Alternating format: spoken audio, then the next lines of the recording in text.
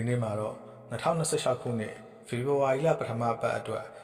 ဗုဒ္ဓဖူးသားသမီးများရဲ့ကန်ဆာတာကိုဟောကြားပေးသွားမှာဖြစ်ပါတယ်။ဒီတစ်ပတ်ဟာဗုဒ္ဓဖူးသားသမီးများအတွက်စကားကြောင့်အောင်မြင်မှုရတယ်လို့စကားကြောင့်ပဲအနောက်ရှက်ဖြစ်စေနိုင်တဲ့ကာလဖြစ်ပါတယ်။မိမိရဲ့ဆက်ဆံရေးအရေးရှင်းကိုအကောင်းဆုံးအသုံးချရမယ့်အချိန်ဖြစ်ပါတယ်။စီးပွားရေးနဲ့အလုပ်ကိုင်နေတဲ့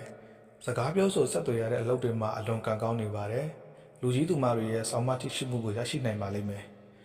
အလုပ်တွေလျှောက်ထားသူများသတင်းကောင်းကြားရတတ်ပါတယ်။ဒါပေမဲ့လုပ်ငန်းခွင်အတွင်းမှာစနေနံဒါမှမဟုတ်ဂျာသာပရိနံရှိသူတွေနဲ့အယူအဆလွဲမှားမှုတွေဖြစ်တတ်လို့အထိထားဆက်ဆံပါ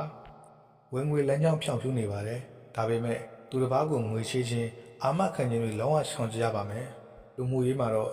မိတ်ဆွေဟောင်းတွေနဲ့ပြန်လည်ဆုံတွေ့ရတတ်တယ်လို့ခရီးတိုလေးတွေသွားရဖို့အကြောင်းဖန်လာပါလိမ့်မယ်။ခြေရင်းအနေနဲ့ရှိသူမရှိသေးသူများလက်အောက်ငယ်သားဒါမှမဟုတ်နေရွယ်သူတဦးတယောက်ထံမှစိတ်ဝင်စားမှုကိုခံရတတ်ပါတယ်။အိမ်တော်တွေများကတော့အိမ်တော်ဘက်ရဲ့ကျမ်းမာရေးကိုအနည်းငယ်ကူးစိုက်ပေးဖို့လိုပါလိမ့်မယ်။ကျမ်းမာရေးအနေနဲ့အစာအိမ်နဲ့ဥလန်းချောင်းဆိုင်ရာပြဿနာလေးတွေဖြစ်တတ်ပါတယ်။အထူးသတိပြုရမယ့်အချက်ကတော့အရေးကြီးတဲ့စာရွက်စာတမ်းတွေလက်မှတ်ထိုးရင်သေချာဖတ်ပါအမှတ်တမဲ့လုပ်မိတဲ့အမှားကနိုင်ရေးအတွက်အထောက်အပံ့ဖြစ်စေနိုင်ပါတယ်။အကျိုးပေးကဏ္ဍကတော့4 6 5ဖြစ်ပါတယ်။